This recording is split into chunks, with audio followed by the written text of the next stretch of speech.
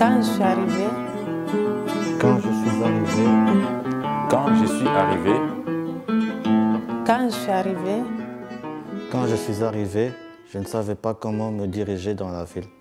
Je n'avais pas d'adresse où me renseigner. quand je suis arrivé, je ne savais pas où aller. J'ai passé la nuit dans les gares. quand je suis arrivé, j'étais seul avec mes enfants. Je ne savais pas où et comment les scolariser. Quand je suis arrivé, je ne connaissais pas la langue. Je ne savais pas comment m'intégrer. Quand je suis arrivé, je ne savais pas où et comment me soigner. Quand je suis arrivé, je n'avais pas d'emploi.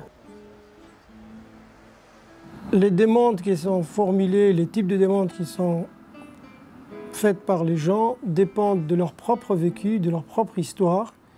Et c'est lié souvent à au parcours de la personne. Il n'y a pas de demande spécifique qui se répète indéfiniment. Mon histoire, je suis venu ici avec mes frères et c'est ma maman qui a fait les démarches pour me faire venir ici. Donc, mon parcours, c'est à travers ma maman qu'on a fait notre parcours d'intégration. Par rapport au parcours, comme je suis étant conjoint des membres d'un marié avec un Européen, le parcours c'était juste enregistrer le mariage à la commune. Comme elle avait déjà les papiers ici en Belgique, donc pour moi c'était de déposer juste derrière elle, son dossier à elle, comme conjoint des membres européens. On a aussi pas mal de demandes de personnes par rapport à ce qui est cohabitation légale avec une personne étrangère, mariage, toutes sortes de problèmes en fait plus liés vraiment au niveau juridique. Et donc pour ça on est formé et on se reforme très régulièrement au niveau vraiment plus juridique du droit des étrangers. Juger tout le monde de la même manière, c'est très difficile, ça.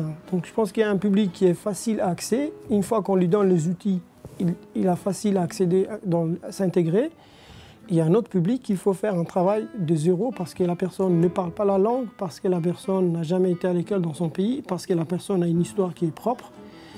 On a proposé à la coordination sociale de refaire un petit répertoire pour les migrants, pour les personnes qui se sont régularisées. Donc avec la coordination sociale, on a fait un répertoire spécifiquement pour les travailleurs migrants.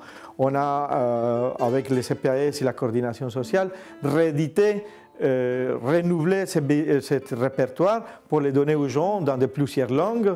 On a fait des séances d'information thématiques pour les nouveaux régularisés, pour les nouveaux migrants, pour les nouveaux travailleurs au CPAS de Saint-Gilles. Et avec la coordination sociale, on continue à faire des séances d'information avec des personnes ressources du ministère de l'Emploi, de l'Actiris, de différents services, pour que les personnes régularisées peuvent vraiment trouver une place, mais aussi une orientation, une guide. Donc ces outils, actuellement, on travaille aussi dans les groupes migration de la coordination sociale, notamment en cherchant de nouvelles synergies pour maintenir ces séances d'information qui permettent d'une manière collective d'informer les gens sur leurs droits et leurs devoirs et qui ça aussi va aboutir à une meilleure insertion sociale en Belgique. À Saint-Gilles, il y a vraiment quand même un réseau associatif assez dense. Donc c'est vraiment aller chercher les informations parce qu'il y a quand même déjà beaucoup de choses qui existent. Donc je dirais, voir dans une première demande qui est souvent là, c'est au niveau de la langue. Ce sont les cours de français, aussi les cours de néerlandais. Donc là, c'est important de pouvoir relayer cette demande selon la situation de la personne, d'envoyer dans tel institut ou formation.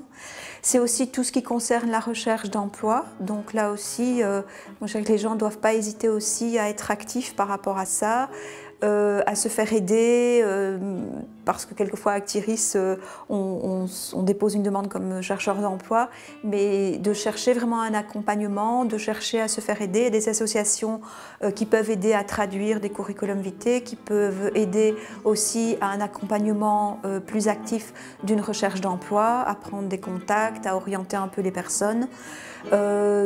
Parce que je crois que la recherche d'emploi, c'est effectivement dans ce qu'on peut appeler un parcours d'intégration, quelque chose qui est effectivement fondamental. Une intégration réussie passerait par exemple par l'apprentissage d'une des langues nationales en tout cas. le respect des normes qui existent dans ce pays. Donc, voilà, de pouvoir aussi apporter de soi-même pour pouvoir s'intégrer, donner de soi-même aussi. Donc c'est un don de soi, je pense. Parce que si les outils existent pour pouvoir s'intégrer, quand je parle des outils, c'est toutes les associations, les CPS, tous les systèmes de formation qui existent. Si ces outils nous sont donnés, on ne sait pas les utiliser et qu'il existe des services qui peuvent nous aider à les utiliser, il y a un moyen de s'insérer. Dès qu'on parle de parcours d'intégration en ce moment, j'ai envie de dire aussi que ça prête à différentes significations. Quand certaines personnes parlent d'intégration, ce n'est pas toujours la même chose pour d'autres. Pour certaines personnes, l'intégration, c'est un peu des devoirs qu'ont les personnes qui sont primo-arrivantes. Et moi, j'ai envie de dire qu'il ne faut pas effectivement seulement voir les devoirs que les personnes ont, il faut aussi voir qu'est-ce que nous, comme société, on met en place aussi pour faciliter l'accès à ces droits, pour pouvoir effectivement accueillir, informer et vraiment permettre une intégration. Je veux dire, je crois que le but qu'on recherche ici, c'est que toutes les personnes aient droit et la possibilité d'avoir accès à une vie qui soit décente. Moi, je dirais que ça dépend de chacun. Donc, le parcours migratoire, c'est très différent d'une personne à l'autre.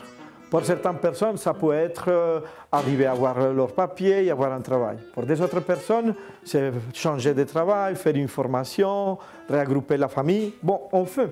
Il y a pour chaque personne un objectif à atteindre. Donc, je pense que plutôt la réussite, c'est quand les personnes connaissent leurs droits, mais ils sont plus autonomes. Ça veut dire qu'ils arrivent à vivre en Belgique, à connaître leurs droits et leurs devoirs, à savoir se présenter dans une administration, dans une entreprise, dans un travail, ailleurs, à l'école, d'une manière autonome, sans besoin de quelqu'un qui l'accompagne. Pour moi, peut-être que c'est ça une idée, entre guillemets, d'une réussite. Donc, un migrant qui connaît leurs droits et leurs devoirs et qui est capable d'agir pour soi-même en connaissant la cause et en connaissant aussi quelles sont les infrastructures sociales et administratives qui les permettront d'avoir une meilleure vie en insertion, en intégration en Belgique.